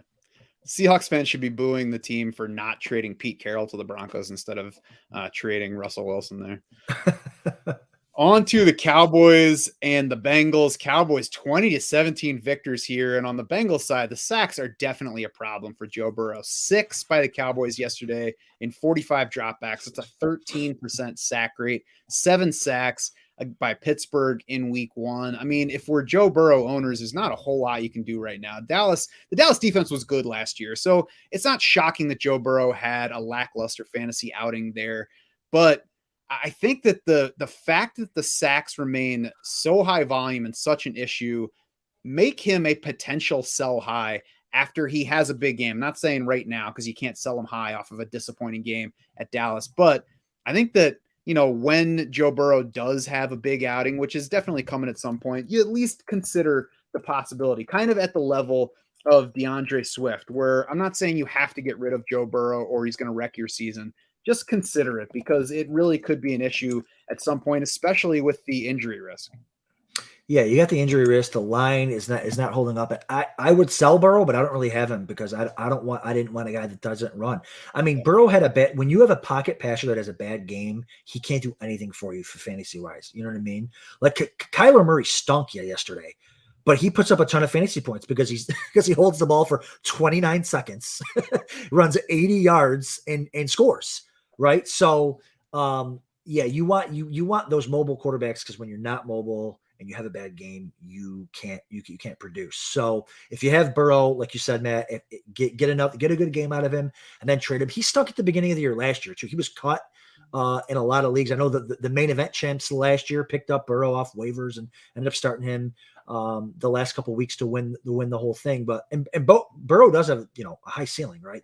This offense can smash at any moment, but if they can't protect Burrow, good luck. Good luck there. Yeah, don't cut Burrow, but no. High option. And he is at the Jets next week, so there should be an opportunity there for a big game. 2 weeks after that is the Baltimore matchup that he has exploited in recent seasons. So there are opportunities for big games coming up, and we'll see where we go from those games. In this particular one, the wide receivers, Tyler Boyd was right with Jamar Chase and T. Higgins in playing time, not close to that duo in targets, and I think that's what we should expect going forward. T. Higgins was silent early in his return from the concussion, but he wound up with 6 catches, 71 yards, and a touchdown on 10 targets, edged Jamar Chase by a target. Chase had, kind of a lackluster day, 5 for 54. That's going to happen. It's nothing to really take away from that one. But I think the takeaway between them is T. Higgins is going to be jockeying with Jamar Chase for that team target lead in any given week. Yeah, and that was kind of the one fear about Chase was like, what if T. Higgins sees the same amount of volume he does, and maybe Higgins should be maybe they should both be second round picks instead of one a first and one a third. So Higgins comes back, and Chase smashed week 1 without Higgins there for half the game. Boyd's unstartable unless you have an injury to Higgins or Chase, even though we scored.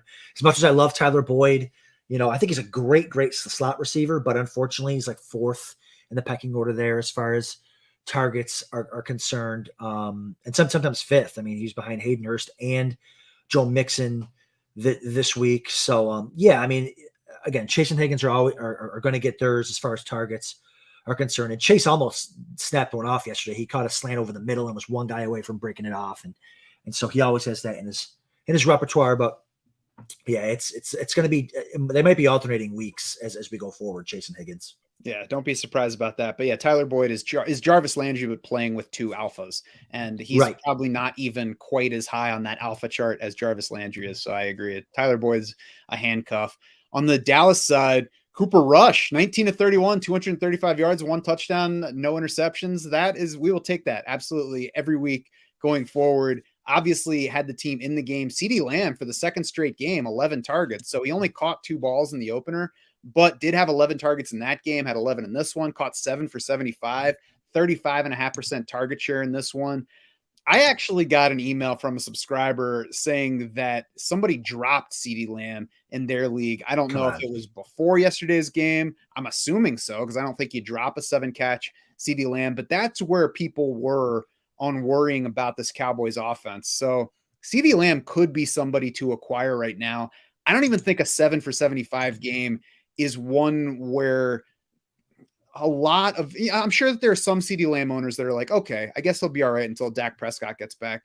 I'm sure that there are others who are like, all right, we'll use that to go ahead and sell him now because he's clearly not going to do that every week with Cooper Rush. So I would be interested in at least, I don't know, a price check on CeeDee Lamb, seeing what it might take to get him, sending a low offer just to see how far down the perceived value is and see what's possible. Not somebody that I feel like I need to get right now.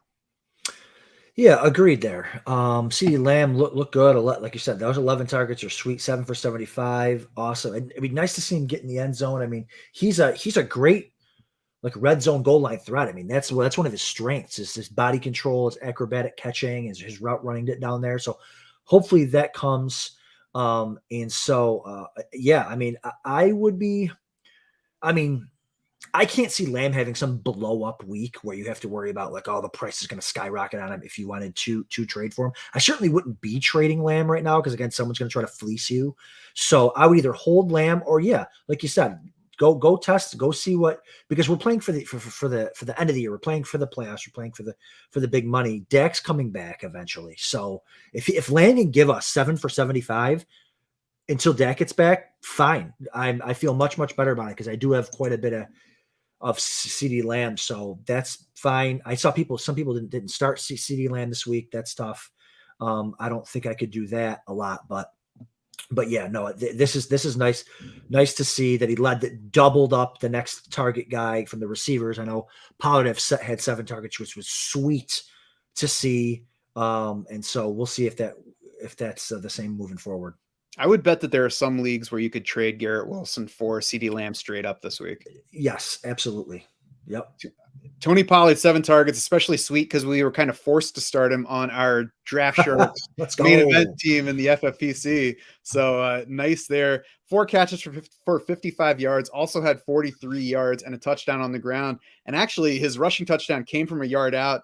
And it came a play after he had a 47-yard reception that was initially ruled a touchdown. They reviewed it, called it a 46-yard play, said he was stopped short, so he got to score on the next play. Thank you. He was the only running back in on that drive. So if you look at the playing time numbers, he was well behind Ezekiel Elliott overall. But if he can have that kind of drive where it's a Tony Pollard possession, he can be well behind in overall playing time and still be fantasy viable, especially if within that range of outcomes is what we saw yesterday where he has 7 targets. He's second on the team in that category. So, part of me wants to say, be wary of the numbers because the playing time might not support that every week. But the other hand is we know he's not an every week guy. So we'll take this being a possibility. Yeah, the playing time isn't a big thing to me in this certain situation. It's what they do with him when he's out there, right? If he had 9 carries and 7 targets. If he can give us that every week, 7 targets every week, that's sensational. Now we weren't even we were drafting Pollard as like a like a low end running back 2 or flex type running back, and maybe a hero RB build, stuff like that, waiting for Zeke Elliott to go down and having Pollard be a top 5 running back. But if he can give us this, and it's amazing how it takes a team to lose their starting quarterback to go, oh, let's get the ball to in our playmakers' hands. When all you have is CD Lamb and Dalton Schultz, who all he does is run 5-yard out routes. Pollard's so explosive. He's so good. Yeah. I mean, this is so great to see out of Pollard for sure. Yeah, I mean, he's probably similar to Curtis Samuel in their offensive plans in a given week. Dalton Schultz, just 4 targets in this game. I mean, it stinks, but I don't think there's really much to change his outlook from here based on that. He's in the mix. He was right with CeeDee Lamb and Noah Brown in routes. And Noah Brown, Adam, we got a question from our pal Joey Brown asking if it was okay to go ahead and cut Noah Brown last week. And I agreed with you. Yeah. I mean, it's Cooper Rush in for Dak Prescott. Noah Brown was just kind of a, prayer to begin with. He caught all 5 of his targets from Cooper Rush in this game for 91 yards and a touchdown. Now, I think that that's the absolute peak of Noah Brown efficiency. I don't think we will ever see that kind of 5-target performance from him again, but it at least supports him as a passing game factor for the Cowboys going forward this year. Certainly at least until Michael Gallup's back, but even once Gallup returns, there's probably room for a 3rd receiver. Yeah, that's my thing too, is what I was answering is I think that, with Gallup coming back, even my son Noah Krautwurst asked me yesterday, do I start Noah Brown in my DFS? I'm like, no, you're not starting Noah Brown. And of course, Noah Brown goes off and Noah Krautwurst lets me have it. So, so Noah Krautwurst and Joey Brown were on this thing from the beginning. But we should have seen that. That was the football god speaking to us. Noah Krautwurst and Joey Brown come together for Noah Brown week. We gotta communicate better on Sundays. I know. We should have seen that coming. But yeah, no, I mean, I think with Gallup coming back, I mean, listen, this is why, and this is so kind of off topic, but this is why in best ball, I like going running backs, really receivers late, because every week you get a Noah Brown, 3-4 Noah Browns. Like if I go to the receiver list and see you finish in the top 24, top 24 receivers, you're going to get guys that are never going to finish in the top 24. Nelson Aguilar is number 10. Jacoby Meyer. I mean, guys that are just never going to finish in the top 10 again. Or Ashton Doolin. It's just this stuff happens all the time. This week, no one was probably starting Noah Brown unless it was DFS. But I would, with Gallup coming back, and Pollard being so as good as he is in the passing game, I would lean towards no on Noah Brown. And Nelson Aguilar was like undrafted in ADP in best ball tournaments. He was definitely somebody that I liked stashing with your very last pick, because it was like, I mean, he's probably going to be starting for them. I don't have to like Nelson Aguilar to say that there are going to be weeks. I wouldn't necessarily predicted his week 2, but this is the kind of stuff that you look for. You're grabbing guys with opportunity because that opportunity can turn into production at any given time. Yep. Broncos, Texans, and speaking of opportunity, we've got Denver offense absolutely blowing it.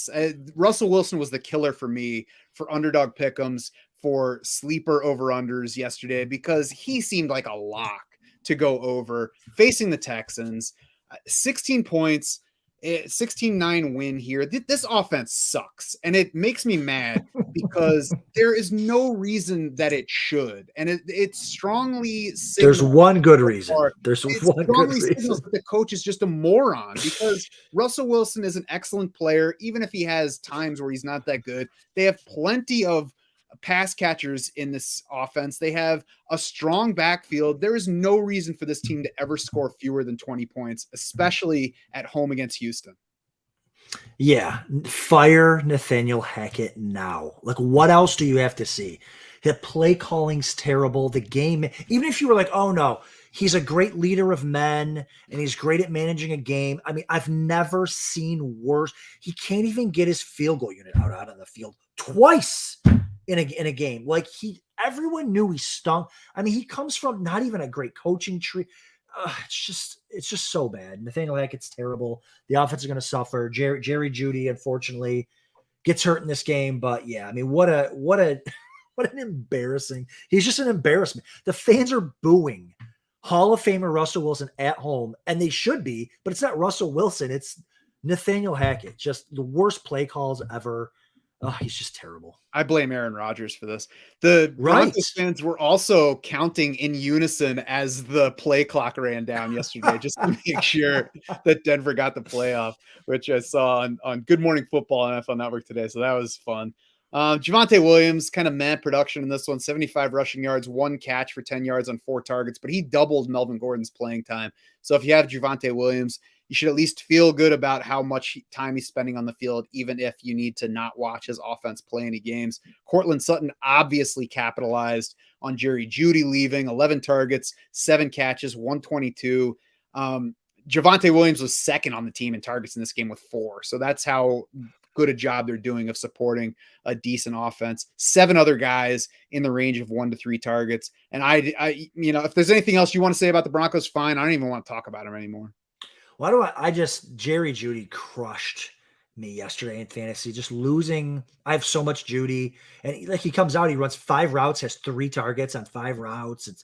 It's just he's just so he's poised to have such a good year, and same with last year. Now rib injury X-rays came back negative, so maybe he even plays next week.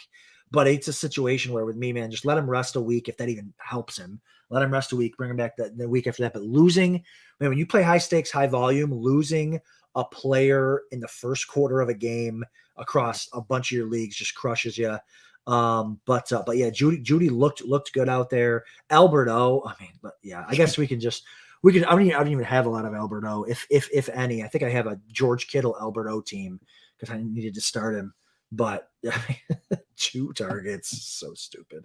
Oh my God, Albert, no. On the Texans side, some positive here. Dameon Pierce controlled the backfield, 39-22 in snaps versus Rex Burkhead, 16-20 in routes. So behind Burkhead, but 4 routes apart is a lot closer than they were in week 1. Pierce took all 15 running back carries for Houston, caught the lone running back target in this game. Caught his lone target. Rex Burkhead got 3 targets, caught 2 of them for 9 yards. So if you drafted Dameon Pierce, you have to be happy with how week 2 went, even if you still want more from your investment.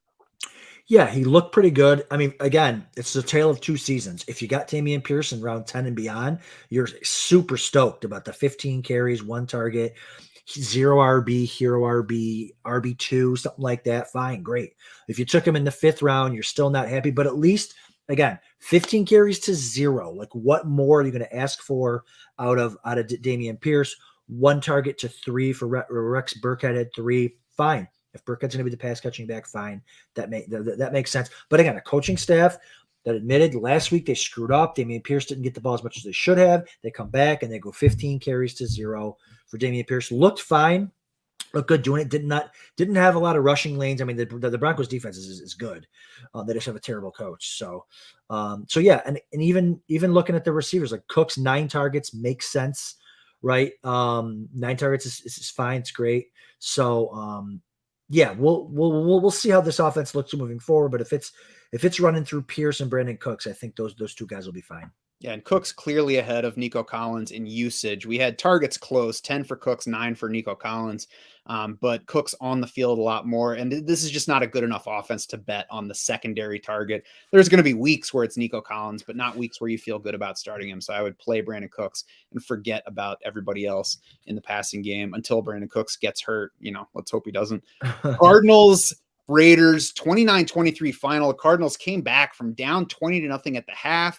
They were down 23-7 after 3 quarters.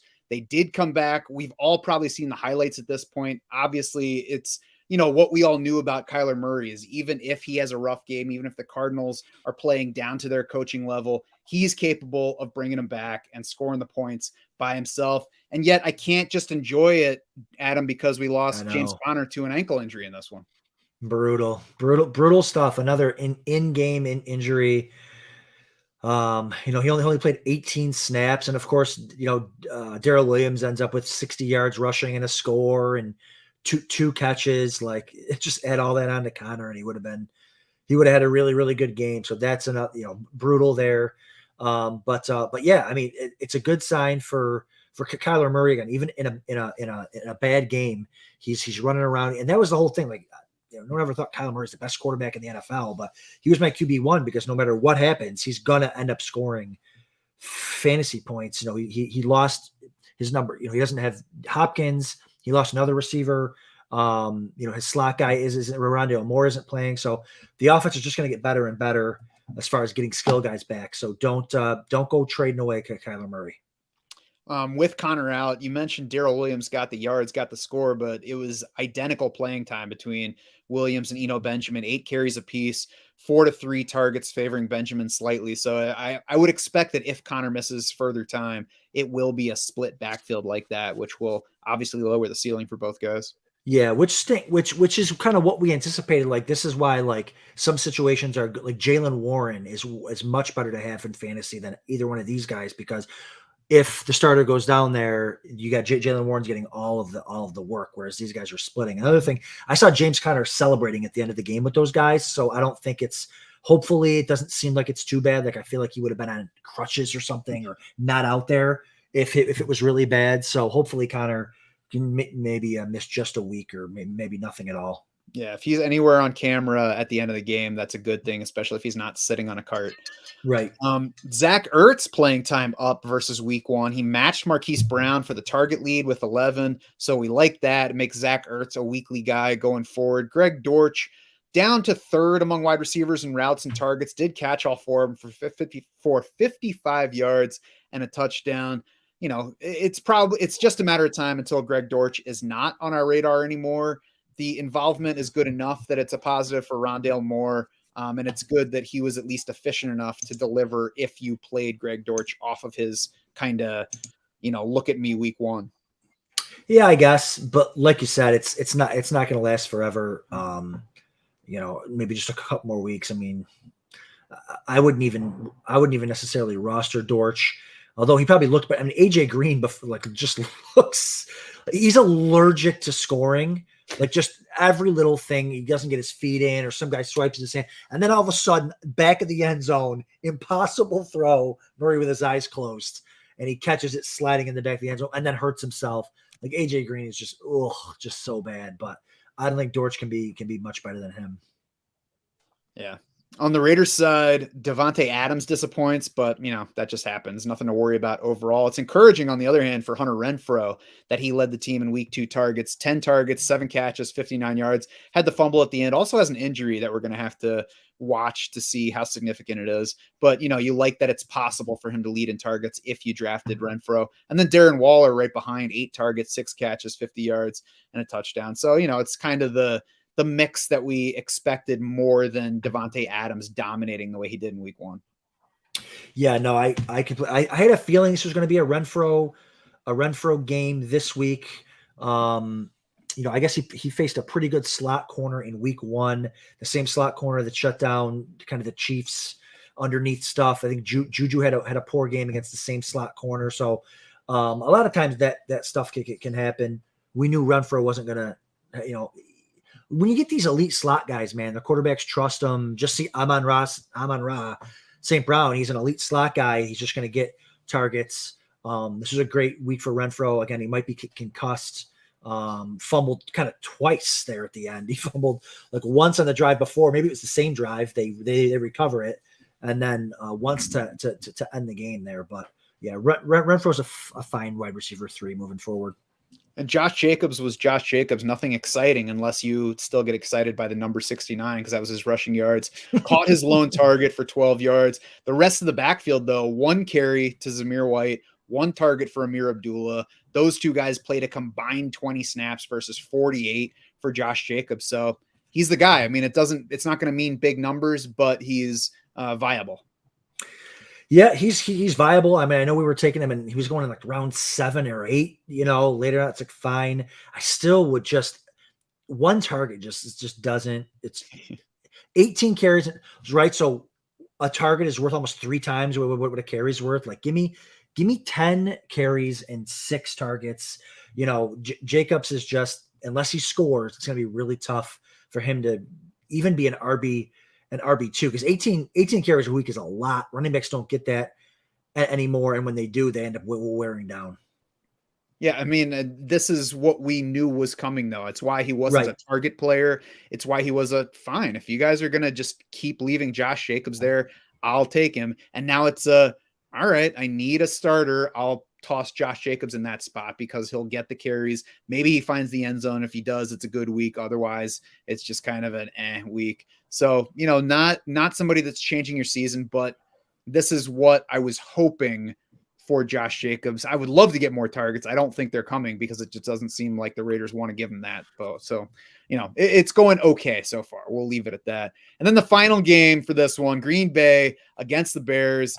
27-10 Packers. It was closer than that for a little while, but ultimately not. And I think that the biggest takeaway here is the Bears might be another team that's just poorly coached despite the coaching change. Apparently, Luke Getsy told Justin Fields before the game, we're going to run it down their throats. And that's why a team that lost by 17 points attempted 11 total passes in the game.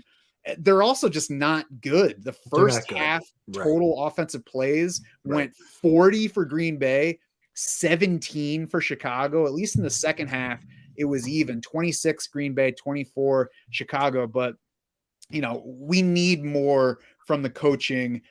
We probably need more from the offensive line if we're going to capitalize on Justin Fields. Until then, it's like, he's a nice player. I guess we'll see what happens once he gets some things around him. Yeah, I mean, it's hard to even judge a guy like Fields. They're not throwing it. They're not, he had that one touchdown run. He had another one that was called back because, or that they ruled wasn't in. He wasn't in. And then I feel like he got in on that run on fourth down.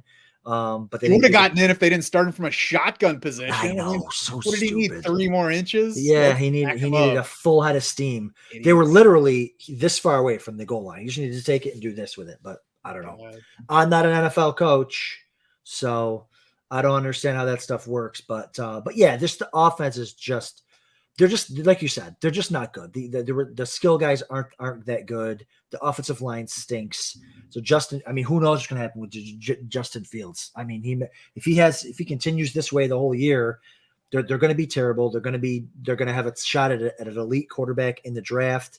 And Justin Fields might be moving on. Not that matters for this podcast, but yeah, if you own Fields and you have to start him, you just got to hope for rushing touchdowns and like 60 plus rushing yards because there isn't competent offensive coaching and their skill guys just aren't that good.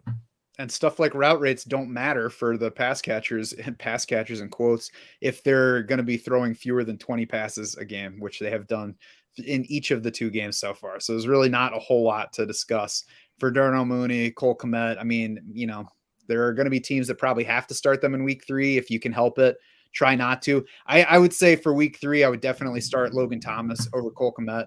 Oh yeah. I mean, Cole Kmet's cuttable. He's cuttable everywhere because even when he has a good game, it's going to be once a month and you're never going to start him during that week. Like it's just, and Cole Kmet's never shown that he's good anyways. Like I never got the Cole Kmet thing. You can never bank on like, hey, but who else are they going to throw it to? They're not going to throw it. They're just going to hand it off 35 times.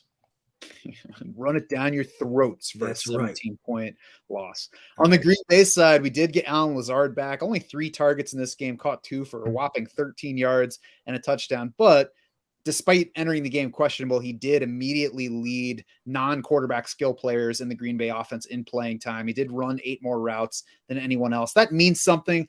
I don't think that Allen Lazard is going to at any point turn into the clear number 1 receiver, but if he comes back and immediately leads in those categories, you have to at least look to him as the best bet to lead Green Bay receivers going forward. Yeah, I guess, like I said, like you said, it doesn't really mean much. I mean, their leading receiver had 4 targets, and it was Sammy Watkins. I mean, Lazard was lucky to get that touchdown down at the goal line there. This is going to be their offense, right? It's going to be 1 million carries for Jones and Dillon, and even Jones and Dillon combined for six targets too. And that's how it should be. I mean, their roster is built to play exactly the way they played last night. Good defense, getting both running backs involved, and just spreading the little bit of targets and offense that is left among 4 or 5 guys. So I don't think any of the receivers are startable. Obviously, if you got Dillon or Jones, you're starting them and you're loving games when they play teams like the Bears and they can just afford to run it. I want to see what happens. I mean, we saw what happened week 1 when they're not allowed to do that, right? When they have to throw the ball, they look horrific. So, the Packers are going to struggle against most teams running this style of offense, but this is what they want to run. 15 carries for Aaron Jones, 18 for A.J. Dillon in that game against Chicago. Big game for Jones, 170 total yards, 2 touchdowns. It just don't let that big game versus a quiet game for A.J. Dillon overshadow that the playing time is nearly identical between them. It's including the route rates, 3 targets for each of these players. And of course, in week 1, even though it wasn't as big a game for Dillon, he doubled Aaron Jones's PPR points in that game. So it's just going to be the kind of thing where these are the only 2 guys that I would actually want to have on the Packers offense. And it's going to be, kind of like Jamar Chase, T. Higgins, where they're both capable of leading that position and scoring for their team in any given week. Yeah, and I never really understood the 5th round A.J. Dillon ADP at the end here. I mean, he had 18 carries and 3 targets in a blowout win of the Chicago Bears and finished RB 32. Because if he doesn't score touchdowns, he's not gonna get. I mean, you're not gonna ask for much more than 18 carries. So if he doesn't score a touchdown, he's going to be Derrick Henry light. You know what I mean? And we see what Henry does when he doesn't score a touchdown. So they had a perfect game script here. He had great usage and finishes RB 32. So what you need to hope for as a Dillon owner is an Aaron Jones injury. And then maybe he can, and then if he's getting 6 targets, now it's a whole different story. Yeah, I mean, there's a lot of luck in the touchdowns, as we all know, though, and the passing game usage is pretty even between these guys. So for me, this is the reason that Aaron Jones was not in my round 2 plans, because he's playing the same amount of time as A.J. Dillon, because it is possible that either one of these guys is leading the scoring. I didn't wind up getting to A.J. Dillon very much either at his cost. It was just kind of a backfield I was okay with missing because of this, sharing back and forth and where they were going. I think if you have either one, you should like how things are so far, because at least the offense on whole rebounded in week 2. And clearly this offense is going to need to lean on those running backs, basically regardless of game script, because we saw plenty of receiving for both of those guys in that blowout loss in week 1. Yep. Yeah. If you have either one of them, you're happy about it, but it's just going to be tough to know which week they're going to go off, Yeah, I hope you don't have both of them. So that's going to do it for this week 2 recap podcast. Head over to draftsharks.com now. You can find in-depth recaps from every game for free in the Shark Bites section. Jared Smola will have his weekly usage article on the site Wednesday to run through all the targets and snaps and routes and all that. In between, we will have our week 3 rankings up. We'll have our beefed up free agent focus articles for leagues of all sizes. Also coming this Wednesday is going to be our first buy, sell, hold report of the season, where we highlight players that you should try to acquire, try to sell, or just sit on while we wait and see what's really going to happen for them going forward. You will, of course, find Jared and me back here Thursday for our weekly preview pod, and then Friday for the DFS show. You'll find Adam on the deep end with Mike Shope. Look for all of it on the YouTube channel, wherever you like to get your podcasts. For Adam Krautwurst and the rest of the Draft Sharks crew, I'm Matt Schauf saying thanks so much for swimming with us.